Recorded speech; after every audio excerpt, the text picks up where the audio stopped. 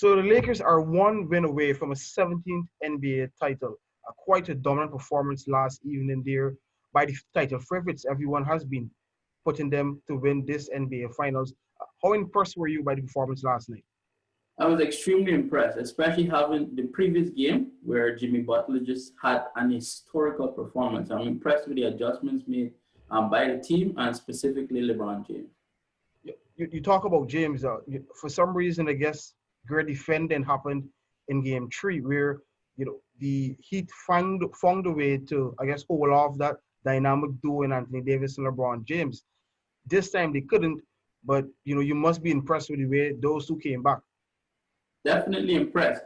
And I believe what adjustment that was made is that instead of LeBron being a primary playmaker and then a scorer, in this game, he actually became a scorer, which allowed, because the Miami Heat, they were just showing on the double team. But for this game, because he was scoring, they had to stay true on him. And it opened up the game and for him to have a fantastic performance and led us to the victory, aided by Anthony Davis, who bounced back well.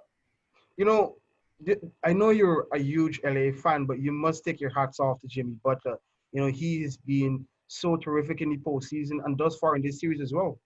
Yeah, Jimmy Butler he's always had the talent and he always had the ability and the tenacity. He may not be the most talented player, but what he does, he's been able to maximize his skill sets and those around him and become the person that the team needs for him in the night in, night out. And we've seen that throughout especially in the Milwaukee series and the Miami, the series before this, in the conference final against Boston.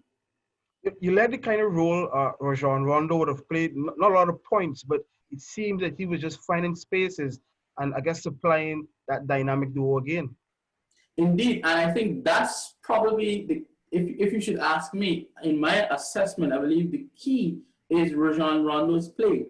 Because with LeBron being a primary scorer, we need now to have a facilitator, which now gives Rondo an opportunity in his niche, which is to create plays. He doesn't have to score, but his role affects the game so much because you will see it on the places he popped up for the rebounds and the assists.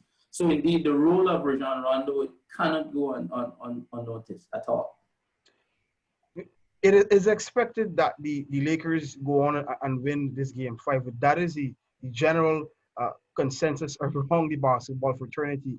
But for you, if and when it does happen, what would it mean, I guess, given the turmoil the Lakers went through this year by losing one of their icons? And I think at the start of the season, everyone may not have picked the LA to go on and win, but they are clear favorites. And I guess with COVID, etc., what would it mean to you to see the Lakers lift that 17th title?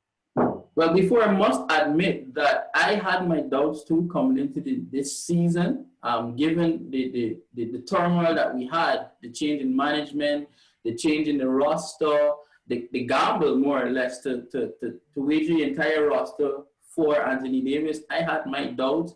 The teams around, especially the Clippers and their threat, but I'm grateful to see that we've found a way, and hats off to management, hats off to the talented players, hats off to LeBron James and his leadership throughout this, especially in the bubble, because it's a new season. We saw a new season. And the fact that he was able to maintain his level of leadership, his level of advocacy, which kept the players engaged as to why they're still doing this, and also the on-court performance.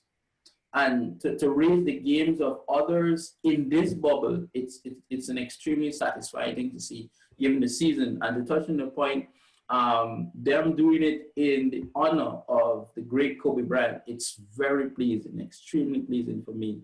Not just as a Lakers fan, but also as a fan of Kobe Bryant as well.